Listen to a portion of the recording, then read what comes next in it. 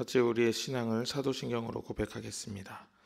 전능하사 천지를 만드신 하나님 아버지를 내가 믿사오며 그 외아들 우리 주 예수 그리스도를 믿사오니 이는 성령으로 잉태하사 동정녀 마리아에게 나시고 본디오 빌라도에게 고난을 받으사 십자가에 못 박혀 죽으시고 장사한 지 사흘 만에 죽은 자 가운데서 다시 살아나시며 하늘에 오르사 전능하신 하나님 우편에 앉아 계시다가 저리로서 산 자와 죽은 자를 심판하러 오시리라. 성령을 믿사오며 거룩한 공예와 성도가 서로 교통하는 것과 죄를 사하여 주시는 것과 몸이 다시 사는 것과 영원히 사는 것을 믿사옵나이다. 아멘. 찬송가 476장입니다. 찬송가 476장 같이 찬양 부르겠습니다.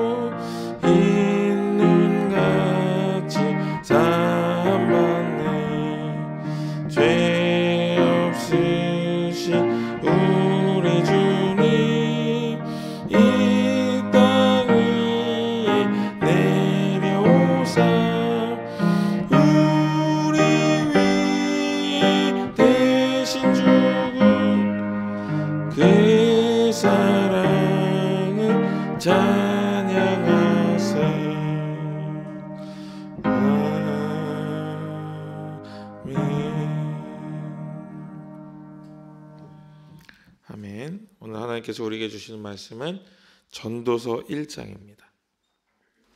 전도서 1장 1절부터 11절까지 읽겠습니다.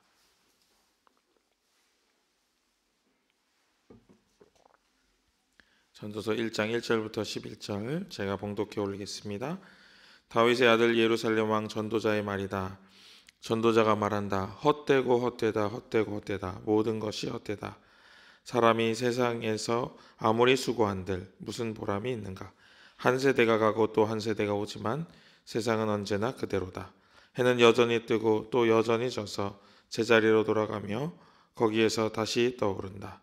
바람은 남쪽으로 불다가 북쪽으로 돌이키며 이리 돌고 저리 돌다가 불던 곳으로 돌아간다.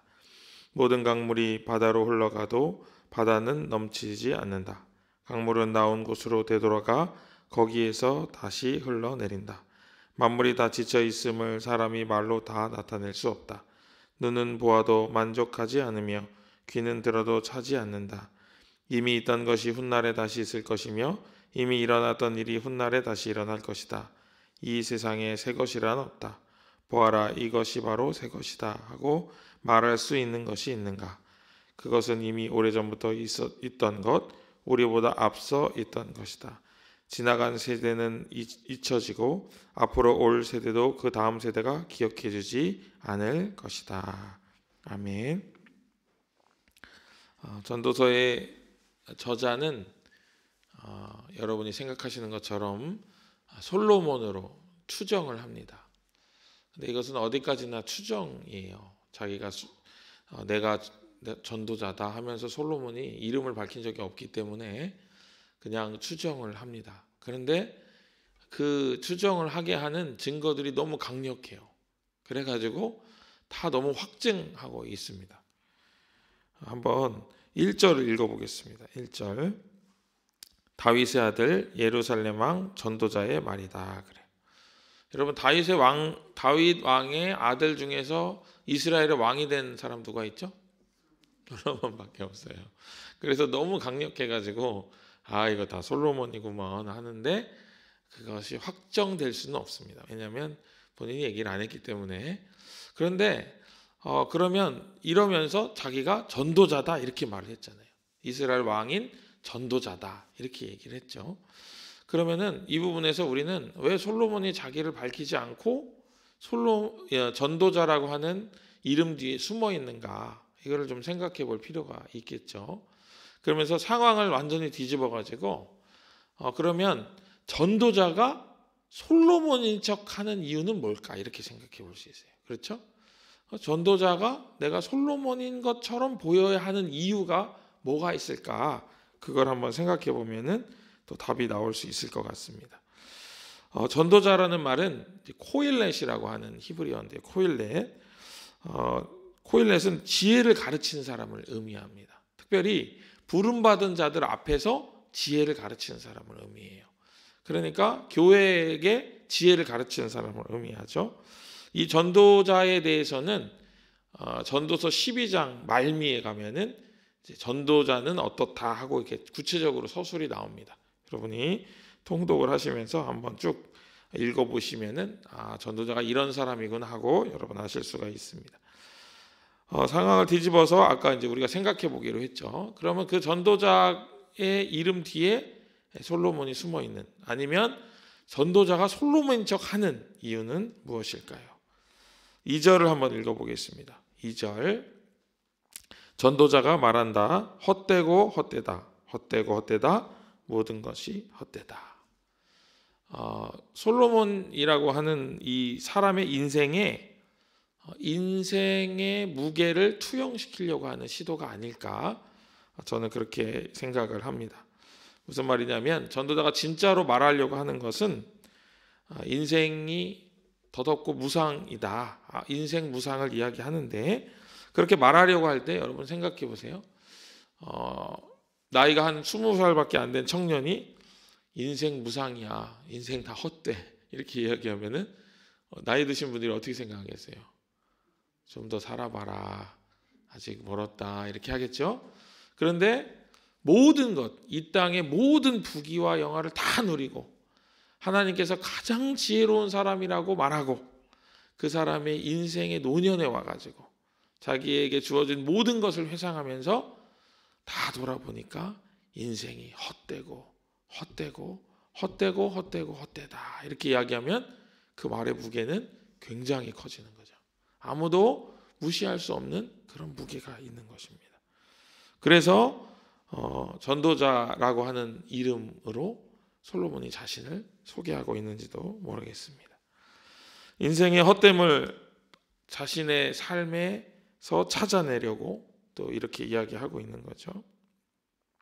그러면은 전도자가 어떻게 인생의 헛됨에 대해서 이야기하는가 할 때 이 헛됨이라고 하는 단어가 원어의 뜻에 보면은 숨이라고 하는 뜻이 있어요.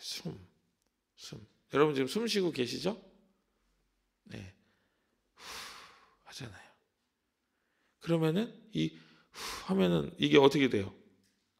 내가 들이쉬고 내쉴 때는 의미가 있지만은 내쉬어 버리고 나면은 의미가 없어지는 거예요. 그렇죠? 하면은 없어지는 거예요. 전도자가 이야기하고 있는 인생이 이런 거예요.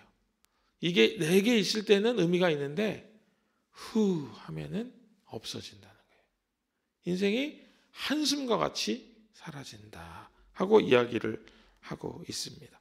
그러면서 3절 여러분 한번 눈으로 보시면은 3절 사람이 세상에서 아무리 수고한들 무슨 보람이 있는가.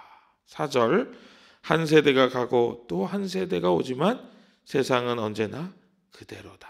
그렇죠? 여러분 세상이 변하는 것 같습니다. 그런데 자세히 보면은 반복되고 있어요. 우리 어릴 때 하던 게 지금 아이들도 막 하고 있어요. 그게 어떻게 되는지 모르겠지만 우리가 어렸을 때 놀던 그 놀이가 우리가 전수해주지 않았는데도 그게 어떻게 돌고 돌아가지고 그 나이 때 아이들이 그걸 놀고 있어요. 숨바꼭질을 하기도 하고 또 무궁화꽃이 피었습니다 하기도 하고 그거 어른들이 이거 해봐 하면서 놀이를 전수해주지 않는데도 신기하게 그 나이대가 되면 그 놀이를 하고 있어요. 물론 뭐 좀 유형은 바뀔 수 있습니다만은 그런 것을 볼 때 뭔가 이렇게 돌고 도는 것을 우리가 느낄 수 있어요. 오늘 전도자는 또 그런 이야기를 계속합니다. 5절에 보니까 해는 여전히 뜨고 또 여전히 져서 제자리로 돌아가며 거기에서 다시 떠오른다. 그래요. 해가 맨날 뜨잖아요. 동쪽에서 떠서 서쪽으로 계속 지고 계속 반복을 하고 있죠. 바람은 남쪽으로 불다가 북쪽으로 돌이키며 이리 돌고 저리 돌다가 불던 곳으로 돌아간다. 바람이 어디서 왔다가 어디로 가는지 알 수 없다. 그러는 거죠. 모든 강물이 바다로 흘러가도 바다는 넘치지 않는다. 다시 흘러내린다. 만물이 다 지쳐 있음을 사람이 말로 다 나타낼 수 없다. 눈은 보아도 만족치 않으며 귀는 들어도 차지 않는다. 이미 있던 것이 훗날에 다시 있을 것이며 이미 일어났던 일이 훗날에 다시 일어날 것이다. 이 세상에 새 것이란 없다. 이렇게 이야기하고 있어요. 그러니까 인생이 계속 반복되고 있고 다른 유형이지만 그런 것들이 일어나고 있고 또 시간이 지나면 또 그 일이 또 일어나고 이렇게 되는 거예요. 그러면 전도자의 주장처럼 인생이 정말 헛된 것일까? 그걸 우리가 생각해 볼 필요가 있습니다. 여러분 어떠세요? 인생이 헛된가요? 저보다 더 오래 사셨으니까 아실 거 아니에요. 어떠십니까? 인생이 헛된가요? 저는 이 명제를 묵상하면서 또 오늘 전도서를 묵상하면서 안고 없는 찐빵이 생각났습니다. 여러분 찐빵을 한 입 탁 베물었는데 우연인지 아니면 필연인지 속에 안고가 없이 그냥 밀가루만 있는 빵인 거예요. 그럼 여러분 기분이 어떨까요? 기분이 어떠세요? 안고가 없잖아. 어디 갔어? 이럴 거 아니에요. 그렇죠? 우리 인생을 열심히 살았는데 마지막에 다 먹고 봤더니 안고가 없는 거예요. 얼마나 허무할까? 그런 생각을 하면서 그러면 그 인생이라는 찐빵의 안고가 뭘까 고민을 해보았습니다. 그랬더니 그 인생의 안고는 바로 우리 주님이에요. 주님이 계셔야 의미가 있는 거예요. 자, 여러분 오늘 읽은 말씀 11절 한번 보겠습니다. 11절. 지나간 세대는 잊혀지고 앞으로 올 세대도 그 다음 세대가 기억해 주지 않을 것이다. 그래요. 여러분 생각해 보세요. 여러분의 고조 할머니 우리가 기억하나요? 잘 기억하기 어려워요. 저도 저의 2대나 3대 밑에 세대로 내려가면은 저는 이제 없어지는 거예요. 아무도 기억하지 않아요. 그냥 그랬다더라. 아니면 제가 엄청난 큰 사고를 쳐가지고 막 신문에 엄청 나거나 아니면 엄청 위대한 일을 해가지고 사람들이 기억하지 않는 다음에는 거의 대부분 다 잊혀지는 거예요. 그런데 우리 하나님은 나를 기억하시는 거예요. 나를 그의 생명체에 기억하시고 나를 그의 손바닥에 기록하시고 나를 기억하시는 거예요.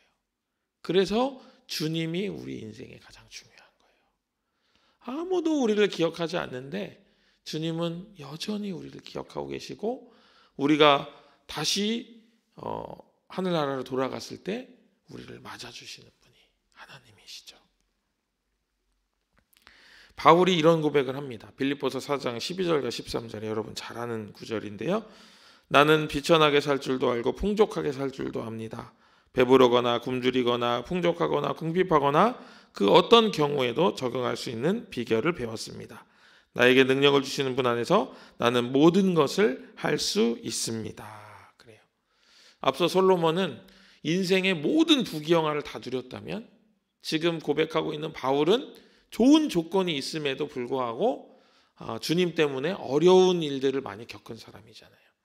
그래서 궁핍하기도 하고 또 굶주리기도 하고 그런 모든 상황에 적응할 수 있는 일체의 비결을 배웠다 하면서 그런데 그런 모든 비결을 배우고 보니 내가 주님 안에 있을 때 모든 것이 형통하더라. 모든 것이 가능하더라 하고 이야기를 하고 있는 것입니다. 결국 주님 안에 있는 인생이 가장 복된 인생이고 주님과 함께 할 때 모든 것이 가능해지는 그런 인생의 결론을 내리고 있는 것입니다. 주님이 어디 계신지 찾고 주님의 뜻이 무엇인지 분별하고 그 뜻을 따르고 사는 삶이 바울이 살아보니 가장 좋은 삶이었다. 이렇게 이야기를 하고 있습니다. 여러분 사람을 누가 지으셨죠? 하나님이 지으셨죠? 우리가 이 창조의 그 비밀을 알고 믿는다면 그 지으신 손길과 뜻에 맞춰 살아가는 것이 가장 잘 사는 비결입니다. 그렇죠? 여기 컵이 있는데 이 컵을 만든 사람은 이 컵을 왜 만들었겠어요? 액체로 되어 있는 물이든 차든 부어서 마시라고 만든 거죠. 근데 이거를 제가 이렇게 놔가지고 성경책 받치는 데 사용하면 이 컵은 행복하지 않은 거예요. 내가 성경책이나 받치려고 만들어졌나 이렇게 생각하는 거죠. 마찬가지로 인간이 지어진 목적에 맞게 인생을 살아야 되는데 인생의 제일 되는 목적은 하나님을 영화롭게 하는 것, 하나님을 기쁘시게 하는 것. 근데 그 하나님을 기쁘시게 하려고 노력하면 그 기쁨이 나에게도 임하는 것입니다. 그래서 나에게 차고 넘치는 것이죠. 더불어 거기에 머무는 것이 아니라 내 이웃을 내 몸과 같이, 그래서 나에게 부어진 축복이 이웃에게도 흘러가는 것을 보며 인간은 참으로 기뻐하고 참으로 행복해지는 것입니다. 성경이 그러한 것을 잘 설명해 주는 인생 설명서입니다. 성경을 읽고 또 읽고 묵상하고 또 묵상하고 말씀을 마음에 새기고 그 말씀을 늘 마음에 붙잡고 살아간다면은 그 구절구절들이 나를 바꾸고 그 구절구절들이 나를 새롭게 하고 우리 인생을 풍족하게 하는 것입니다. 그러면서 성경을 쭉 읽어 창세기부터 태초에 하나님이 천지를 창조하시느니라 쭉 읽어 마지막 계시록에 도착해서 하나님께 영광이 아멘 이렇게 끝났을 때 딱 느껴지는 한 가지는 이 위대한 하나님이 나를 사랑하신다 하는 거예요. 그 사랑하신 하나님, 나를 변하지 않고 사랑하신 하나님, 내가 하나님을 배신할 때조차도 나를 기억하고 계시고 나를 챙겨주시고 나를 보호해 주시는 그 하나님, 나를 보호하시느라고 졸지도 주무시지도 아니하시는 그 하나님, 그 하나님이 나를 사랑하시는 것을 기억하고 또 나를 지으신 것을 기억한다면 내가 하나님 뜻대로 살아내야 하는 것이죠. 오늘 전도자는 결론을 내리고 있지는 않습니다. 우리가 지금 초반부를 읽었기 때문에. 그러나 전도자도 인생의 말미에 하나님을 발견하게 되고 또 그 지혜를 우리에게 담아 전달하고 있다 생각이 됩니다. 오늘 하루를 살아가실 때 나를 사랑하시는 하나님을 우리 인생 가운데 온전히 발견하고 또 나를 기억해 주시는 하나님을 향해서 한 걸음 걸어가는 귀하고 복된 삶이 되시기를 주님의 이름으로 간절히 축복합니다. 기도하겠습니다. 나를 사랑하시는 하나님, 우리를 기억해 주시는 하나님, 우리의 모든 어려움과 모든 아픔, 모든 슬픔 가운데도 우리를 함께하여 주시고 우리를 인도해 주시니 하나님 감사합니다. 그 모든 인생의 주마등처럼 스쳐가는 순간들이 다 하나님과 함께하는 기억이 되게 하여 주옵소서. 그래서 그 모든 순간순간마다 함께 계셨던 그 하나님만을 온전히 높이고 기억하는 우리 모두가 되게 하여 주옵소서. 그래서 진정 나를 사랑하는 분이 누구인지, 또한 그 사랑의 뿌리를 받고 자라나서 우리가 사랑을 어떻게 흘려보내야 될지를 기억하고 깨닫는 귀하고 복된 매일의 삶이 될 수 있도록 주여 충만하게 역사하여 주옵소서. 모든 것을 우리에게 부어주시는 우리를 권하신 예수님의 이름으로 간절히 기도합니다. 아멘. 하늘에 계신 우리 아버지여, 이름이 거룩히 여김을 받으시오며 나라의 임하옵시며 뜻이 하늘에서 이룬 것 같이 땅에서도 이루어지이다. 오늘날 우리에게 일용할 양식을 주옵시고 우리가 우리에게 죄 지은 자를 사하여 준 것 같이 우리 죄를 사하여 주옵시고 우리를 시험에 들게 하지 마옵시고 다만 악에서 구하옵소서. 등의 나라와 권세와 영광이 아버지께 영원히 있사옵나이다. 아멘.